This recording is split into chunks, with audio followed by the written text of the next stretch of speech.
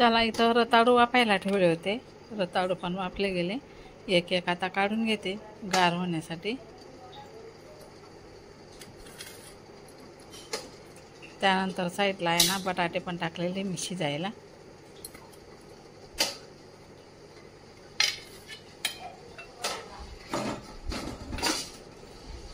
आता हे काढून घेतले मी. त्यानंतर आता शेंगदाणे भाजून घेणार आहे. इथं आमटी बनवायची. आमटीसाठी मग शेंगदाणे लागते. त्यासाठी इथं शेंगदाणे भाजायला ठेवलेले. हे पलटवत राहायचं आहे, नाहीतर खाली लटकून जातील आणि काळे होतात. मग त्याच्यामुळे आपलं पोट खराब होऊन जातं. त्यासाठी असं पलटवतच राहायचं आहे. आता छान मस्त भाजले गेले. मी काढून घेते एका प्लेटमध्ये. गार होईपर्यंत मी इथं साबुदाणे भिजलेले आहे. पण आता साबुदाणे काय बनवायचे नाही, रात्री बनवते. आता आम्हाला भगर आमटी बटाटे असं बनवायचं आहे. तर बघा इथं साबुदाणे भिजत घातलेले. साबुदाण्याची फराळ आता रात्री बनवणार. चला तर मग आज एकादशी निमित्त तुम्हाला खूप खूप शुभेच्छा. काय करता मम्मी? मी का आमटी. अजून काय काय आहे ना आज एकादशी, त्यासाठी ही बघ इथं आमटी केलेली आहे. इथं बटाटे शिजवलेले आहे. आता हे बटाटे बनवायचे मला. आणखी काय काय बनवलंय? रताळू, त्यानंतर वेफर चकल्या टाकल्या गेल्या. आणि हे बघ वेफर दाखवा ना.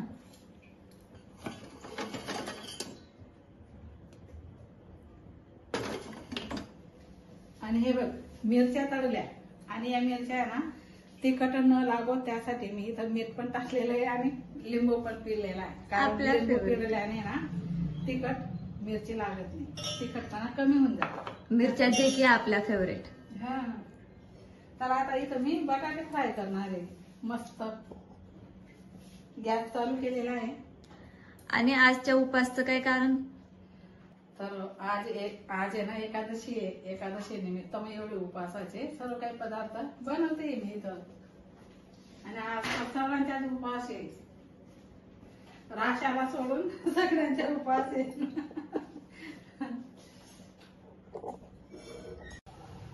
हा मस्त याला पटकन आग करता येतो, उभा करता येतो. Clarity check, clarity check. Hi. चला तर मग आज आहे एकादशी. आज अंशूने पण साडी नेसलेली बघा. कशी दिसते कमेंट करून नक्की सांगा. जास्त करून नाही घालत मी साड्या, कम्फर्ट नाही वाटत म्हणून, पण आज घातली.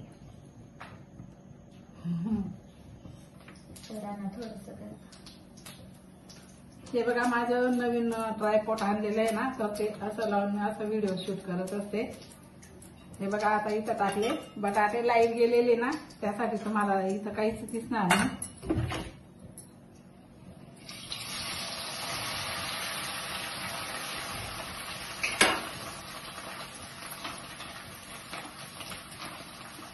आणि उपवासाचे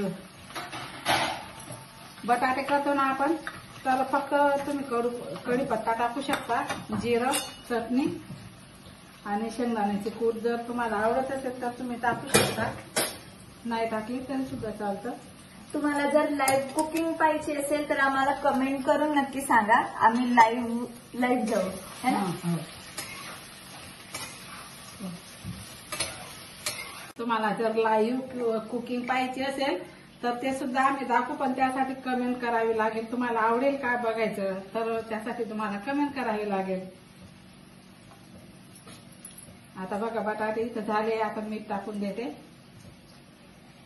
सबस्क्रायबर्स वाढले पाहिजे लवकर लवकर, तर प्लीज सबस्क्राईब करा. आणि व्हिडिओ बघता तुम्ही ताई खूप सपोर्ट करताय. तुम्ही मला व्हिडिओ बघता पण लाईक करत नाही. लाईक करत जा. कसं असतं ना लाईक मुळे मग आमचा पण उत्साह वाढून जातो. तर जसं व्हिडिओ बघताना तसं लाईक पण करून देत जा.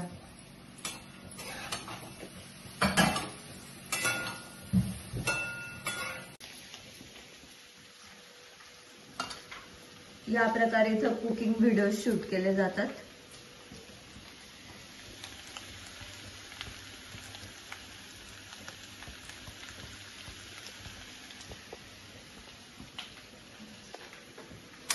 Yummy yummy in our tummy. आज आम्हाला ना राशाची तयारी करायची. तिला रुखमाई बनवायचंय. तर आज आम्ही राशाचे तुला जास्त मिस करतोय कारण अशी कामं त्याच जास्त करायच्या. तिला सजवायचं, तयार करायचं, तिचे फोटोज काढायचे. आणि दिदू पण, दिदू म्हणजे सायली माझी भाची. सो वी मिस यू दिदू आका.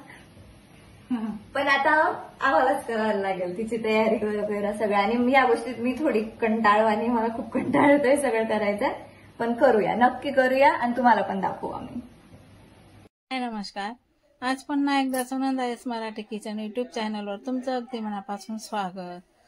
तर चला, आज आहे एकादशी. एकादशीच्या तुम्हा सर्वांना हार्दिक हार्दिक शुभेच्छा. कसे आहात? बरेच असणार, बरेच राहा. आजच्या दिवस तुमचा खूप खूप सुखा समृद्धीच्या आणि खूप छान मस्त आनंदाच्या आरोग्याच्या जावो ईश्वरचरणी प्रार्थना.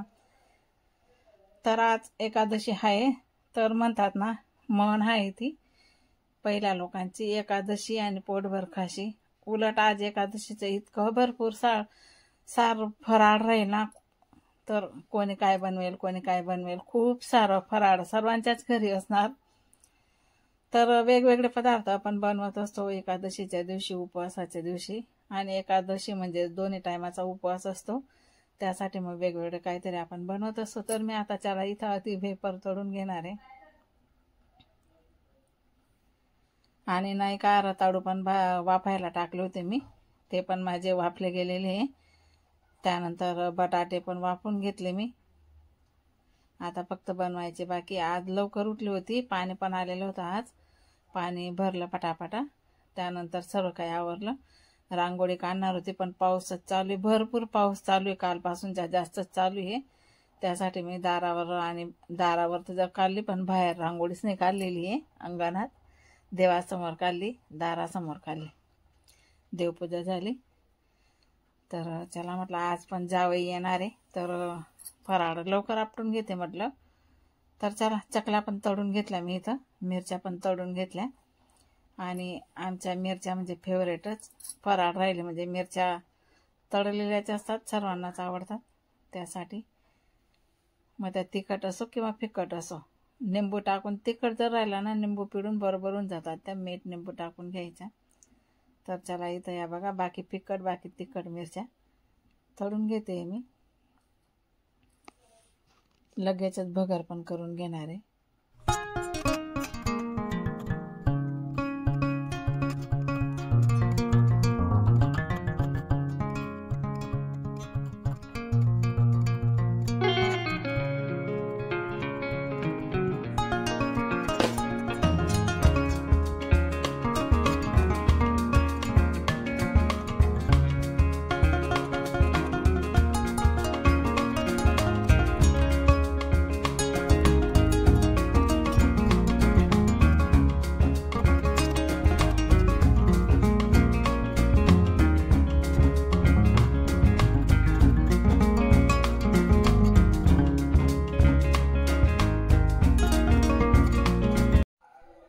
आता मिरच्या पण इथं तळून झालेल्या आहे.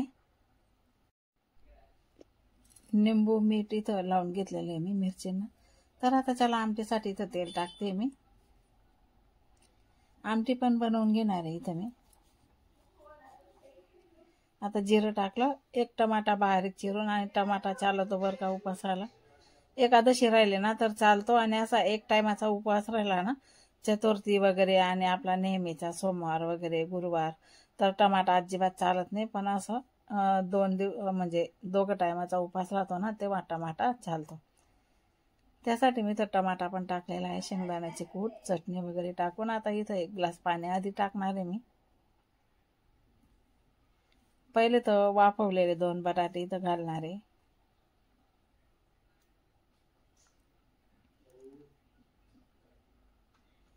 बटाटे टाकले, छान परतून घ्यायचे हे पण.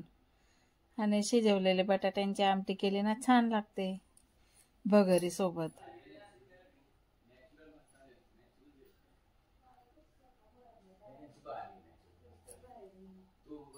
आता पाणी टाकून घेते मी.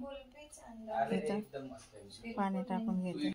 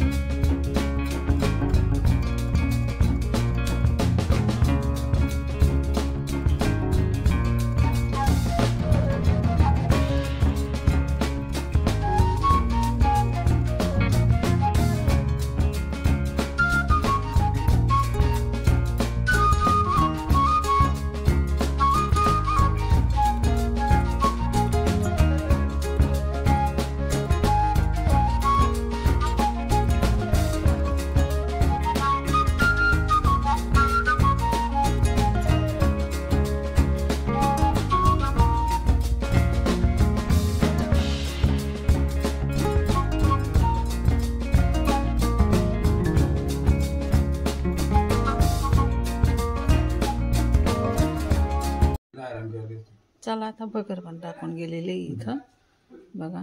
बटाट्याची कढई होती, ते बटाटे काढून घेतले आणि त्याच्यातच पाणी टाकून भगर करून घेतलेली. तेलाची भरलेली होती ती कढई, त्याच्यामध्ये त्याच्यातच टाकून दिले भगर.